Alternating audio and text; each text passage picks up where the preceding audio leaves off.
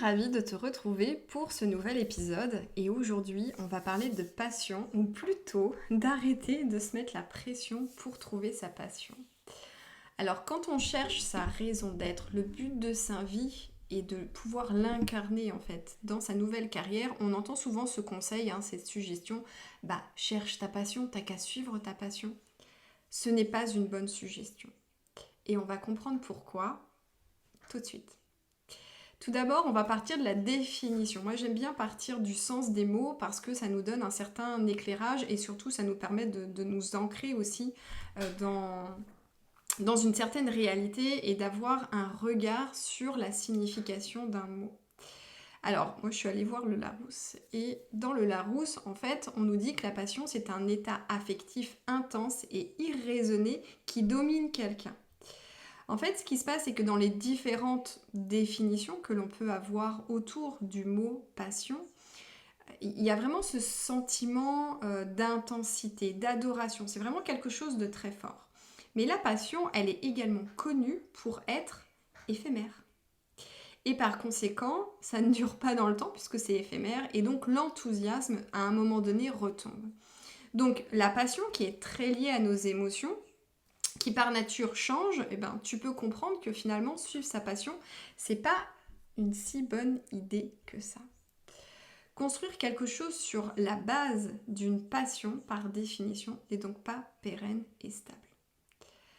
Alors, quand on lit Trouve ta passion, de facto, on nous induit finalement dans cette erreur en nous faisant croire que suivre notre passion, ça va être la clé d'une vie professionnelle qui va être heureuse.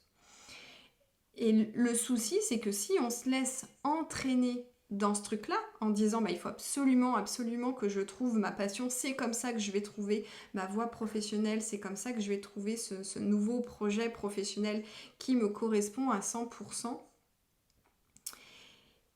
tu risques de passer à côté de quelque chose qui est fondamental. Et ce truc qui est fondamental, c'est quoi ? C'est le voyage qui te permet d'aller davantage à la rencontre de qui tu es. Et du coup, c'est un voyage qui est beaucoup plus profond que celui de simplement trouver ou déterminer une passion. En fait, ton travail ne doit pas seulement correspondre à une passion, mais il doit surtout correspondre à tes dons.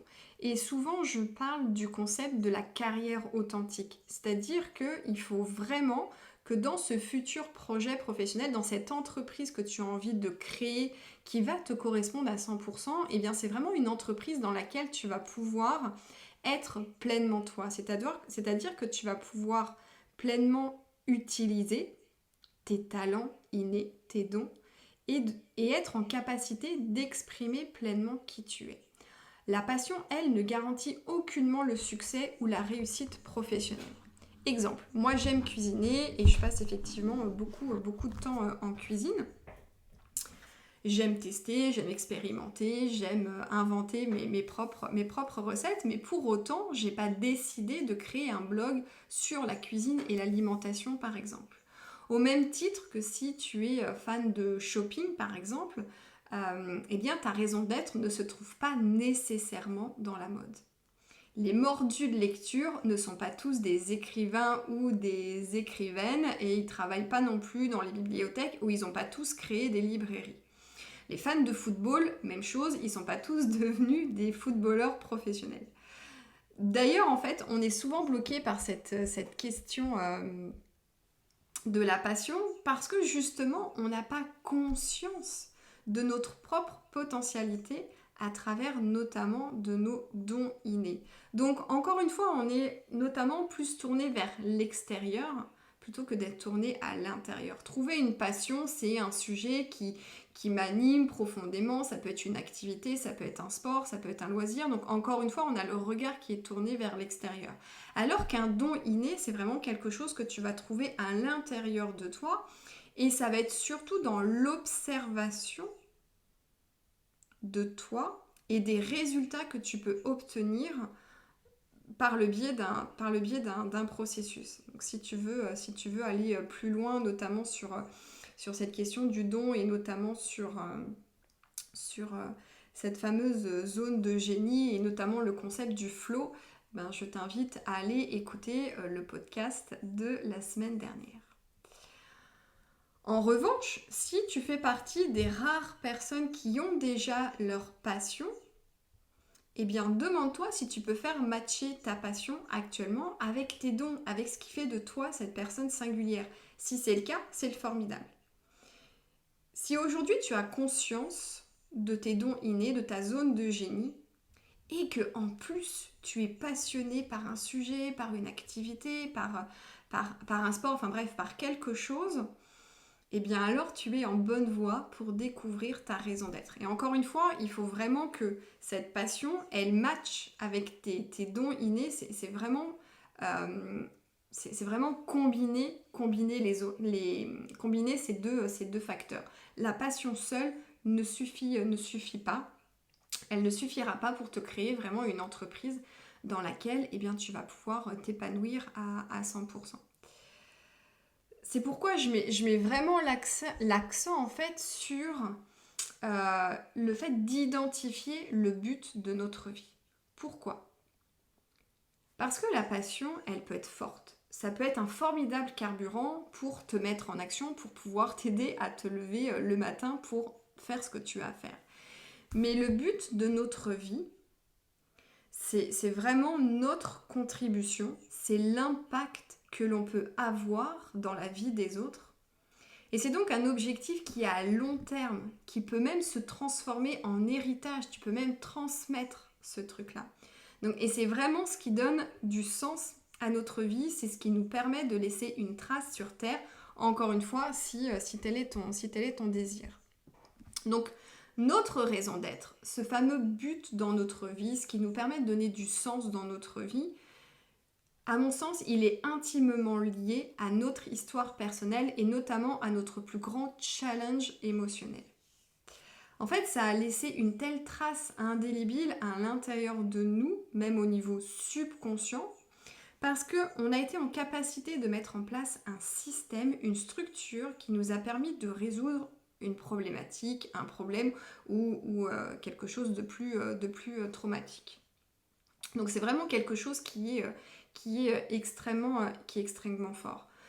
Et au sein de mes accompagnements, je guide en fait mes clients et mes clientes à vraiment retracer leur histoire personnelle, à identifier ces moments clés de leur vie, parce que c'est vraiment dans ces moments-là qu'on a fait preuve d'une aptitude particulière. Et cette aptitude particulière, eh bien justement, c'est vraiment ce qu'on appelle quelque part notre super pouvoir. C'est vraiment ce don ultime qui, lorsqu'il est incarné dans un projet qui fait sens pour nous et encore une fois qui nous permet d'exprimer pleinement qui l'on est, eh ben c'est extrêmement puissant, c'est extrêmement fort.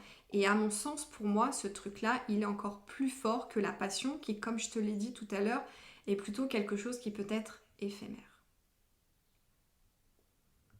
Donc c'est vraiment en raison de ce lien entre une ou plusieurs blessures passées et notre capacité à avoir pu résoudre une problématique que le but de notre vie est plus puissant que la simple passion. C'est vraiment ce lien personnel qui fait toute la différence entre les deux. Ça donne vraiment le sentiment d'agir pour quelque chose qui est plus grand que nous.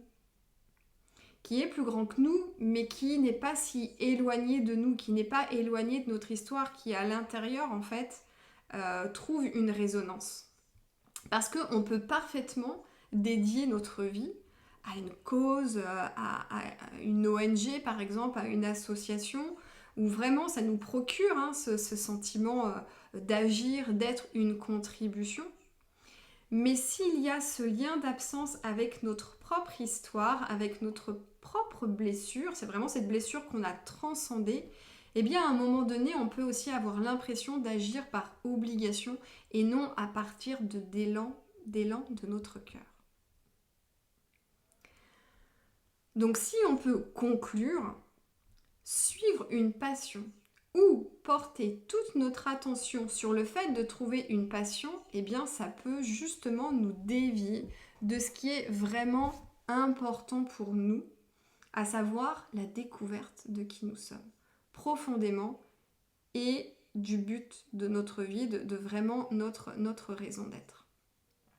Et la passion, par ailleurs, elle ne se trouve pas, elle se vit. C'est quelque chose qui se ressent. Et pour ce faire, on a besoin d'être dans l'action. Si on passe notre temps à lire des livres, si on passe notre temps encore à regarder des conférences en ligne, à faire des exercices d'introspection, etc., on est encore une fois dans le faire, on n'est toujours pas dans l'être. La passion, c'est pas quelque chose qu'on va chercher comme ça en regardant autour de soi. La passion, on la découvre parce qu'à un moment donné, on expérimente quelque chose, parce qu'on teste quelque chose, parce qu'on explore quelque chose. Et cette passion aussi, on peut parfaitement l'induire dans nos propres fonctionnements. Ce qui se passe, c'est que on est tellement emprisonné par nos pensées, tellement prisonnier, tellement prisonnière de nos pensées. Oh, j'aimerais tant tester ça. Oh, j'ai un idéal, je voudrais faire ça. Franchement, c'est très souvent que quand j'échange avec les membres de ma communauté ou des personnes que j'ai en séance clarté ou même avec mes clientes, à un moment donné, il y a ce truc-là qui se dévoile. Ah, mais j'aimerais tant. Et en fait, qu'est-ce qui se passe? Tout de suite, on le met sous le tapis. Et on se dit oui, mais j'ai plus l'âge, j'ai pas le temps, j'ai pas l'argent, j'ai pas les finances, je me sens pas capable, je me sens pas compétente, je me sens pas légitime, je me sens pas assez, bref.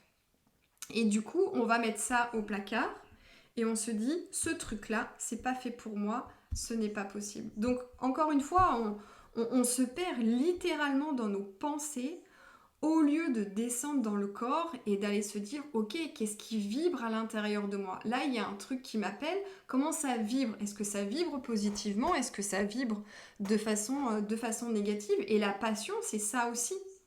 C'est le fait de ressentir quelque chose qui est très fort. Donc la passion, elle ne se trouve pas, la passion, elle se vit, elle se ressent et on peut parfaitement la vivre à chaque jour, à chaque moment de notre journée, à partir du moment où on pose l'intention de faire quelque chose en y mettant du cœur, en y mettant de la joie, en faisant de notre mieux.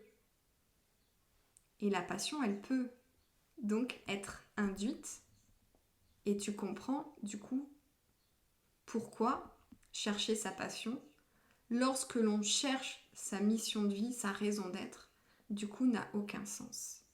Parce qu'à partir du moment où on a connecté au but de sa vie, et bien dans toutes les actions que l'on va mettre en place pour pouvoir honorer cette mission, et bien tu vas pouvoir induire la passion. Donc à mes clientes, à mes clients, je ne leur dis pas de trouver leur passion. Je leur dis simplement de se trouver en reconnectant avec leur histoire personnelle et en faisant le lien aussi avec leur propre identité. C'est vraiment ce qu'on fait à travers mes accompagnements en one-to-one.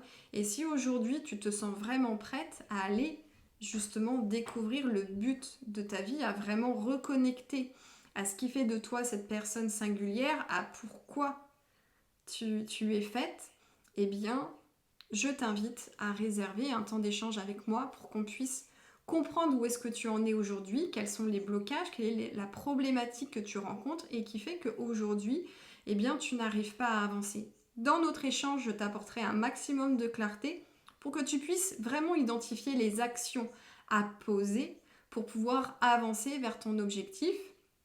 Et si à la fin, tu sens que ça matche pour toi et que le match passe bien entre nous deux, et bien on verra comment on peut travailler ensemble. Donc tu trouveras le lien quelque part dans l'article ou sous la vidéo ou sous le podcast. J'espère que cet épisode t'a grandement aidé et surtout que ça t'a permis d'ouvrir un champ et de pouvoir changer aussi ton regard sur cette fameuse suggestion qui est de trouver sa passion et que j'ai pu induire chez toi une petite graine pour t'aider à envisager vraiment ce qui t'anime profondément de façon totalement différente. Et si tu penses que cet épisode peut aider quelqu'un d'autre, eh bien surtout n'hésite pas à le partager, à parler autour de toi. Et quant à nous, eh bien on se retrouve très prochainement pour un autre épisode.